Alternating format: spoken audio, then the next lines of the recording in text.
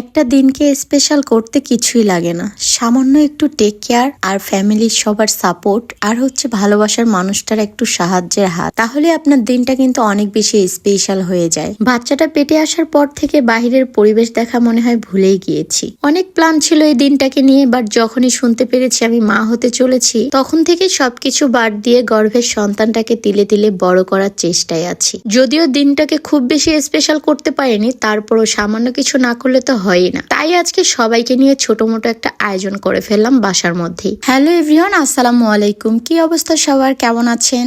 ভিডিওর শুরুতে একটা কথা বলে দিব আপনাদেরকে, আপনাদের যদি আমার ভিডিও দেখতে অনেক বেশি খারাপ লেগে থাকে তাহলে অবশ্যই ভিডিওটাকে স্কিপ করবেন, বা আমাকে যদি দেখতে একদমই ভালো না লাগে তাহলে আমাকে ব্লক করতে পারেন, অ্যাজ ইউর উইশ। বাট কেউ বাজে কমেন্ট করে আমাকে বিব্রত করবেন না। এটা হচ্ছে আমার সেকেন্ড বিবাহ বার্ষিক। তো এই বিবাহ বার্ষিকটা আমার এমন দিনে পড়েছে যে দিন কিনা শবে বরাতের নামাজ ছিল। শবে বরাতের নামাজ সবাই মিলে আমরা পড়েছি আলহামদুলিল্লাহ। দেন আমরা প্রোগ্রামটাকেও মোটামুটি ভালোভাবে ছোট মোটো করে আয়োজন করে কমপ্লিট করেছি। সকাল সকাল উঠে আপনাদের ভাইয়া প্রোগ্রামের জন্য বিভিন্ন কেনাকাটা করতে বাইরে চলে গিয়েছে। সে বাহিরে এখনো রয়েছে অনেক বেশি ব্যস্ত, এই জন্য ছোট ভাইকে দিয়ে পাঠিয়ে দিয়েছে জিনিসপত্র।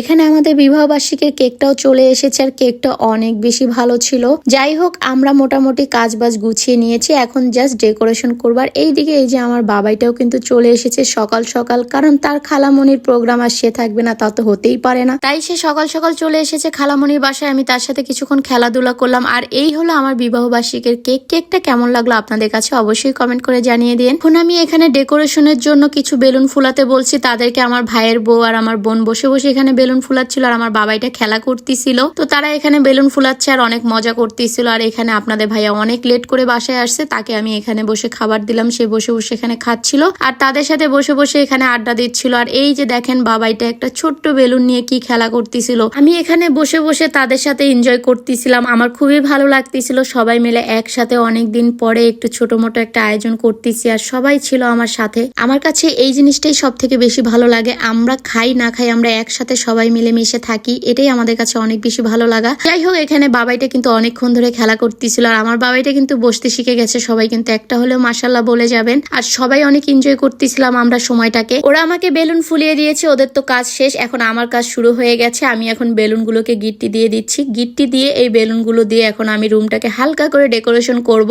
কেক কাটার স্পেসটা যদি একটু বেশি স্পেশাল না হয় তাহলে ওখানে কেক কেটে মজা নেই। তার কারণে কিন্তু আমি একটু স্পেশাল করার জন্য নিজ হাতে ডেকোরেশন করব আজকে। আমি যদিও অসুস্থ, বাট আমাকে হেল্প করার জন্য অনেক মানুষ ছিল এখানে। তো সবাই আমাকে অনেক সাহায্য করতেছিল আর আমি এখানে দাঁড়িয়ে দাঁড়িয়ে রুমটাকে ডেকোরেশন করতেছিলাম। আমি এক সাইডের দেয়ালটা একটু ফাঁকা করে নিয়েছি আর এই দেয়ালের এক সাইডে কিন্তু আমি সিম্পল করে ডেকোরেশন করতেছি। জানি না কেমন হবে। যাই হোক, আপনারা ফুল ডেকোরেশন হওয়ার পরে আপনারা নিজেরাই কমেন্ট করে জানাবেন আসলে আমার সিম্পল এই ডেকোরেশনটা আপনাদের কাছে কেমন লাগলো। আমি আমার মন মতো থিম করে রুমটাকে সাজাচ্ছিলাম, জানি না কতটা ভালো হচ্ছে, তবে আমার দ্বারা যতটুকু সম্ভব হচ্ছে আমি চেষ্টা করতেছি কিছুটা ভালো করার। আমি রুম ডেকোরেশন করতে করতে অনেক বেশি বিরক্ত হয়ে গিয়েছি আমার ভাইয়ের বউ আর আমার বোনকে নিয়ে। মানে তারা এত পরিমাণে মাস্তি করতেছিল, আমি এখানে কাজ করি আর তারা আমার কাজে সাহায্য না করে তারা নিজেরা আছে নিজেদের ধান্দায়। মানে তারা হচ্ছে গিয়ে এখানে ফাইজলামি করা নিয়ে ব্যস্ত। তো আমি এদিকে কাজ করি আর তারা এদিকে মজা করে, আর তাদের এই মজা দেখে আমার মেজাজ গরম হয়ে যায়। আমি বলতেছি আগে কাজ শেষ কর ভাই, তাড়াতাড়ি করতেছি, আমি একটু পরে সন্ধ্যা হয়ে যাবে, আমাদের সবাই চলে আসবে। সবকিছু মিলে আমি খুবই বিব্রত হচ্ছিলাম আর তারা মনে করেন যে ঈদ লেগে গেছে এমন একটা অবস্থা। মানে এত পরিমাণে তারা মজ মাস্তিতে ব্যস্ত হয়ে পড়েছে। পরে তাদেরকে চিল্লায় চুল্লায় বকাঝকা দিয়ে আমি বলতেছি আগে কাজ শেষ কর, বাকি সব পরে। তারপরে তারা একটু মনোযোগ দিয়ে কিছুক্ষণ কাজ করেছে। এখানে ডেকোরেশনের 99% কাজ কমপ্লিট হয়ে গেছে, জাস্ট ব্যানারটাকে টাঙিয়ে দিব তাহলেই কিন্তু হয়ে যায়। তো এখানে তারা এখন পর্যন্ত ফাইজলামি করতেছে, মানে তাদের হাসাহাসি কথা চিল্লাচিল্লি এগুলো যাচ্ছেই না মোটে। পরে ওদেরকে বললাম যা তোরা রেডি হ, গিয়ে অনেক দেরি হয়ে গেছে, এমনি সন্ধ্যা হয়ে যাচ্ছে, তোরা রেডি হ, আমি এখানে মোটামুটি আমার মতো করে কাজ করে নিচ্ছি।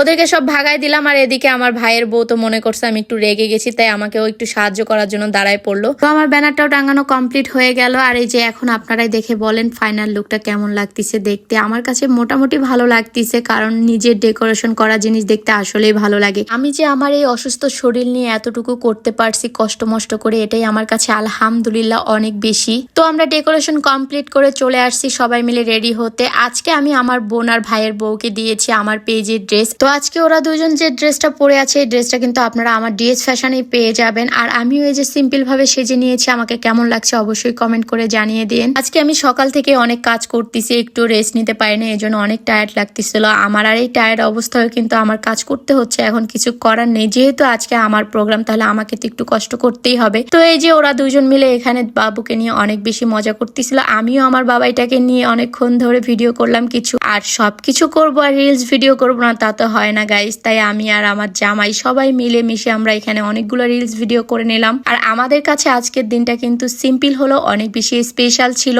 আর এই স্পেশাল দিনটাকে আমরা অনেক এনজয় করেছি সবাই মিলে। এদিকে আমার ভাই আমার জন্য গিফট নিয়ে আসছে, এটা ভেবে তো আমি অনেক বেশি খুশি হয়ে গিয়েছি। পরে দেখি সে আমার জন্য দুটো ছোট ছোট চকলেট নিয়ে আসছে, আর এটা দিয়ে সে আমাকে উইশ করতেছে। কিন্তু আমি তো ওর বড় বোন, আমি ওকে খুব ভালোভাবেই চিনি, সে কিরকম উইশ আমাকে করতে পারে এটা আমি খুব ভালো করেই জানি। যাই হোক গাইস, আমার বোন আর ভাইয়ের বউকে কেমন লাগতেছে আপনারাই কমেন্ট করে বলবেন। আরেকদিকে আমার ভাই ভাইয়ের বউয়ের সাথে ছবি তুলবে না, কারণ সে সুন্দর করে সাজুগুজু করেনি, তাই অনেক তো ছবি ভিডিও তোলা হলো। এখন হচ্ছে কেক কাটার পালা। কেকটাকে আমি ফ্রিজে রেখে দিয়েছিলাম, যেহেতু অনেকক্ষণ সময় ধরে বাইরে থাকলে জিনিসটা নরম হয়ে যেতে পারে বা গলে যেতে পারে, নষ্ট হয়ে যেতে পারে, সেই কারণে ফ্রিজে রেখে দিয়েছিলাম। এখন আমি বের করে নিয়ে আসলাম ফ্রিজ থেকে। আর আমাদের মোটামুটি সবাই চলে এসেছে, এখন আমরা সবাই মিলে কেক কাটবো। আমার ক্যামেরার পিছনে কিন্তু অনেকেই আছে এখানে, কিন্তু আমি তাদেরকে কাউকেই নিই না, কারণ তারা অনেকেই ভিডিও করে না, এই জন্য আমি তাদেরকে স্কিপ করি। আরেকদিকে আমার বোন আর ভাইয়ের বউ ড্রেস চেঞ্জ করে আসছে, আমার সাথে ম্যাচিং করে পরবে, তাই তো ম্যাচিং করে আসার পরে তাদের জুয়েলারি আর এখন ফুল লাগবে, এটা নিয়ে তারা আমাকে বিরক্ত করতেছিল অনেকক্ষণ ধরে।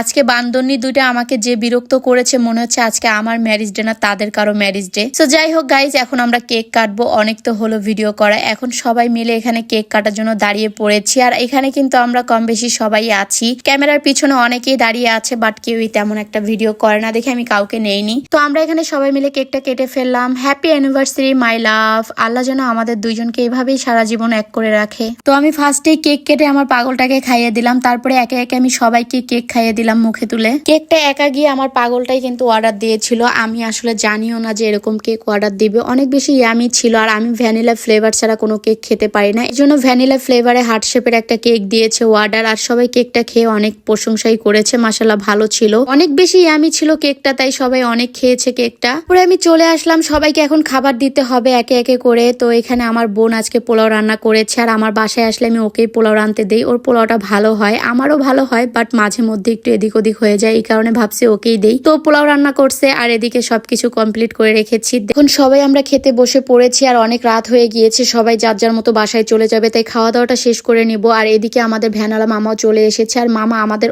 অনেক ভালোবাসার একজন মানুষ, তাকে আমরা অনেক বেশি ভালোবাসি, সে সকল বিপদ আপদে আমাদের পাশে থাকে। আমাদের এখন খাওয়া দাওয়া চলছে। সো গাইস, আমার ভিডিওটা যদি আজকে আপনাদের ভালো লেগে থাকে, অবশ্যই লাইক কমেন্ট শেয়ার দিয়ে পাশে থাকবেন। নেক্সট ভিডিওতে আবারও দেখা হচ্ছে, সেই পর্যন্ত সবাই ভালো থাকবেন, সুস্থ থাকবেন, আল্লাহ হাফেজ।